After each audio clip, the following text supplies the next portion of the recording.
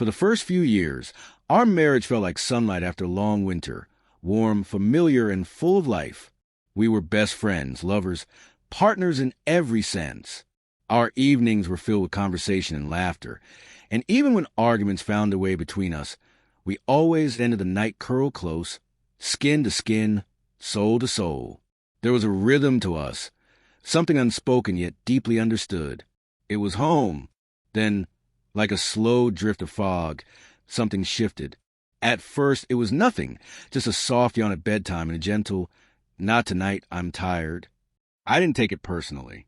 We were both worn thin by the demands of work, bills, and the kind of daily chaos that doesn't wait for permission to weigh you down. But as weeks turned into months, those words became a quiet refrain. "I'm just tired." Every night. Still, I tried. I tried to bring back the laughter, made sure the dishes were done before she got home, folded laundry while she rested, gave her time to breathe. I thought if I carried a little more of the burden, maybe she'd find room again for me, for us. But she didn't. My hand would find hers only to feel it gently pull away. I'd lean in for a good night kiss, and her face would turn just enough to miss me. It stung at first, like a wound I couldn't see but felt everywhere. And then I started telling myself it was fine. I trained myself to stop reaching for her, stop hoping she'd reach for me. It hurt less that way. We still shared a house, still sat down to dinner, still texted reminders about errands. But there was a silence between us now, quiet, civil, devastating, like a crack in glass that no one dares press on. I remember the night I stayed on the couch and let her go to bed alone. She'd said she was tired again, and this time I didn't even look up from the screen. That was the first time I didn't follow her. The next night, I didn't either. Eventually, it became permanent, not because of a fight, but because it was easier than being reminded of how far we drifted. I told myself it was temporary, that she'd notice the absence, miss my presence, ask me what was wrong. But she didn't. We became polite strangers, trading logistics instead of laughter. Each night, she went to bed early. Each night, I stayed behind with the television and the weight in my chest. Then one night, as I turned off the TV, she stood in the doorway with tired eyes and asked, "Why don't you come to bed anymore?" I turned to her, unsure whether to laugh at the absurdity or cry at the ache. "Because you were always tired," I said quietly. She stared at me like she didn't understand at first. Then something flickered in her eyes, a shift of realization, and she didn't say a word. After that, something in her changed. For a few days, she tried. She asked about my day again, brushed her fingers across my back in passing, lingered a little longer in the kitchen when I was there. I noticed, of course, but I was afraid to hope. Then one night, she came out in those soft, old pajamas I used to love. She curled beside me on the couch and whispered, "I miss us." I turned toward her and really looked. She was still so beautiful, still the woman I chose. But inside me, there was a hollow ache, a quiet place filled with all the nights I'd reached for her and been left alone. "I missed us too," I said, "for a long time.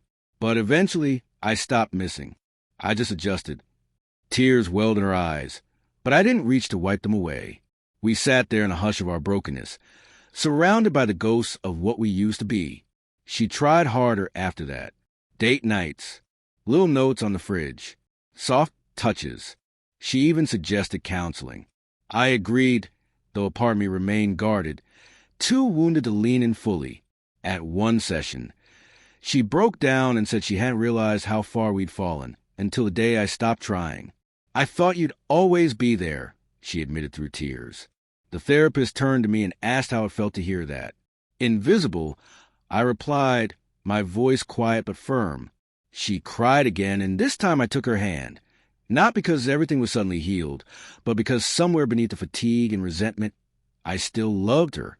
But love, I had learned, cannot be carried by one person alone. It has to be chosen again and again by both. So we worked at it, slowly, painfully.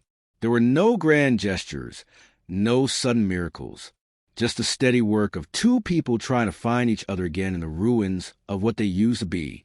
Some nights, she still said she was tired, But now, she added softly, but I still want to hold you. And somehow, that made all the difference. Rebuilding was not romantic. It was not like the movies. There were awkward conversations and exhausted compromises. There were mornings where neither of us knew what to say, and nights where we reached for each other out of habit more than desire. But we kept showing up, even when it hurt, especially then. Nearly a year later, as we sat across from each other at dinner, she reached for my hand and said, "Thank you for giving me another chance." I didn't smile because everything was perfect. I smiled because for the first time in a long time, it felt honest. "Thank you for noticing before it was too late."